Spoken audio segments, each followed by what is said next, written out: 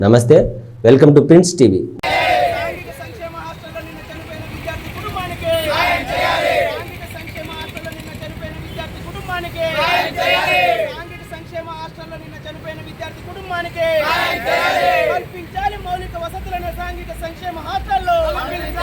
ప్రజాస్వామ్య విద్యార్థి సంఘం అనంతపురం జిల్లా నిన్నటి రోజున కళ్యాణదుర్గం నియోజకవర్గం చిత్తూరు మండల కేంద్రంలో సాంఘిక సంక్షేమ హాస్టల్లో ఇద్దరు విద్యార్థులు బాత్రూమ్ కని వెళ్ళి ఒక పాడుబడిన గోడ పడి ఒక విద్యార్థి మరణించడం జరిగింది. ఇంకొక విద్యార్థిని శస్త్రచికిత్సలకి అనంతపురం హాస్పిటల్లో పంపించడం జరిగింది.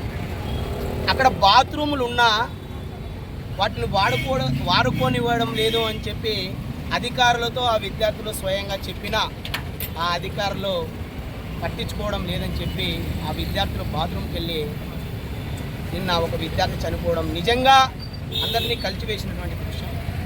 జిల్లా వ్యాప్తంగా అనేక సాంఘిక సంక్షేమ హాస్టల్స్లలో ఇదే పరిస్థితి ఉంది.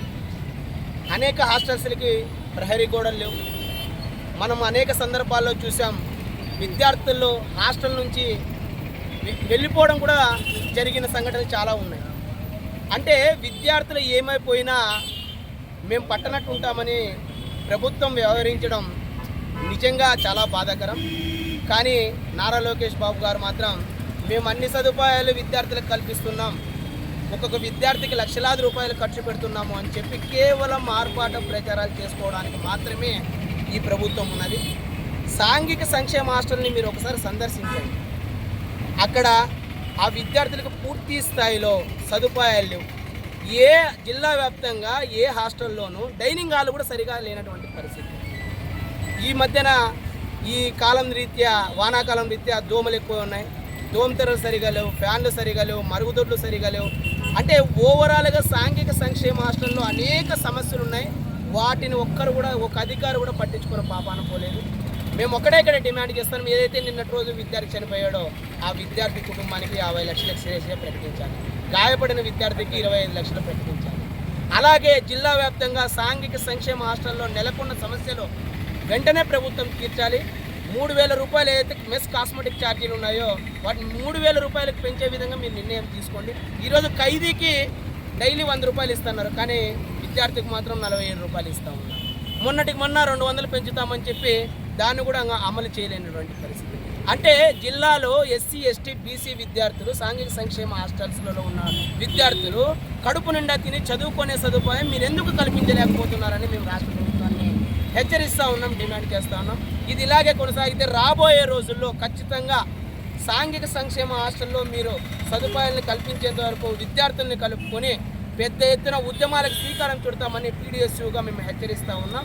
నా పేరు నిన్నటి రోజున కళ్యాణదుర్గం చిత్తూరు మండలంలో సాంఘిక సంక్షేమ శాఖ హాస్టల్లో ఒక విద్యార్థి ఒక గోడ దగ్గర వెళ్ళి వాష్రూమ్కి వెళ్ళిన తర్వాత అక్కడ ఆ గాలి రావడం వల్ల విద్యార్థులు మరి అక్కడ చనిపోవడం జరిగింది. ఒక విద్యార్థి కాలు విరగడం జరిగింది. నిన్ననే పెద్ద హాస్పిటల్ దగ్గర స్కానింగ్ చేయించి కూడా విద్యార్థి కాలు విరగడం జరిగింది. కానీ ఇట్లాంటి సమస్యలు నెలకొన్నప్పుడు కూడా పైన సంక్షేమ శాఖ వాళ్ళు మీడియా వెళ్ళొద్దు, ప్రజా సంఘాలు వెళ్ళొద్దు, విద్యార్థి సంఘాలు వెళ్ళొద్దు అని బోర్డులు ఏర్పాటు చేస్తారు. కానీ ఇలాంటి సంఘటనలు జరిగితే అక్కడ ఉన్నటువంటి అధికారులు 5 గంటలు జరిగినటువంటి సంఘటనని ఏ మీడియాకు కానీ, ఏ విద్యార్థి సంఘాలకు కానీ, ఏ ప్రజా సంఘాలకు కానీ తెలియకుండా అక్కడ కుమ్మక్కై అధికారులంతా కూడా నిర్లక్ష్యంగా వ్యవహరించి ఎవరికి కూడా తెలియనీయకుండా నైట్ 8 గంటలకు తెలిసే విధంగా బయటకు వచ్చింది.